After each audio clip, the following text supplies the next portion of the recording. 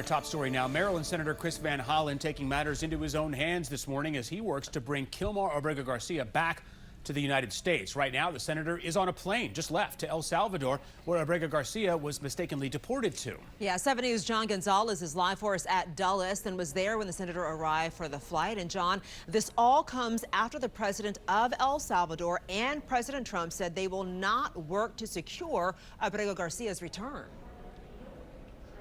That's right, and the senator saying that is their choice and they have the power to make that return home. Well, the Avianca Airlines flight is wheels up now. Senator Chris Van Hollen from Maryland is headed to El Salvador. It is a 5-hour flight. Take a look at some of the video we captured as he arrived here at Dulles International Airport just after 4 o'clock this morning, and he did stop to speak to us for a few minutes, saying that he has promised the Abrego Garcia family that he will not stop until the 29-year-old Maryland man is back in Prince George's County. Now, in Greenbelt yesterday, there was a court hearing, a federal court hearing. The U.S. District Court judge there doubled down, accusing the Trump administration of continually refusing to retrieve Abrego Garcia and defying a clear order from the Supreme Court. As for the president and President Bukele's claims at the White House on Monday that they are unable to bring this man back home, the judge described it as, quote,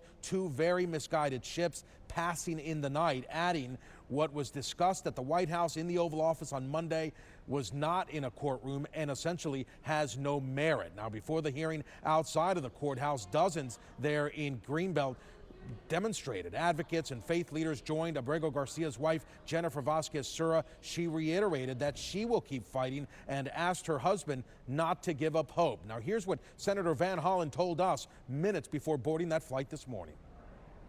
I told Mr. Abrego Garcia's family I would do everything I could to bring him home, and I'm going to keep working it until he is brought home, because he was illegally snatched off the streets and deported to this prison in El Salvador.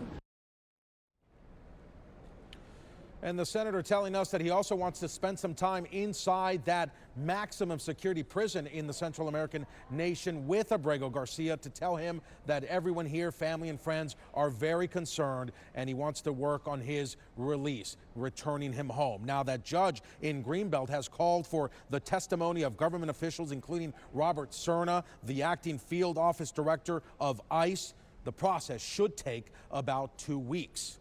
Reporting live at Dulles International Airport this morning, John Gonzalez, 7 News. John, thanks. Meantime, the White House is doubling down on its position against Abrego Garcia returning to the United States. If you ask me if I'm in favor of returning terrorists to the United States that are gang members, that have, murdered and raped young women in this country, no, I'm not in favor of that at all. The Democrat and media outrage over the deportation of Abrego Garcia, an MS-13 El Salvadorian illegal alien criminal who is hiding in Maryland, has been nothing short of despicable. During Monday's Oval Office meeting, the president of El Salvador said he does not have the power to return Abrego Garcia to the U.S., and the Trump administration said the U.S. also has no say in his future. Well, this morning, a couple of House Democrats are asking the Committee on Oversight and Accountability to send them as an official delegation to El Salvador. Representatives Maxwell Frost and Robert Garcia want to check on Kilmar Abrego Garcia, but also on others being held in the prison. They sent this letter right here on your screen to the chair of that committee, saying they want to go as soon as possible and said they would welcome Republican members to join them. President Trump says he's looking for legal ways to send U.S. citizens to the prison in El Salvador. Listen to what he said in the Oval Office. We also have homegrown criminals that push people into subways, that hit elderly ladies on the back of the head with a baseball bat when they're not looking, that are absolute monsters. I'd like to include them in the group of people to get them out of the country.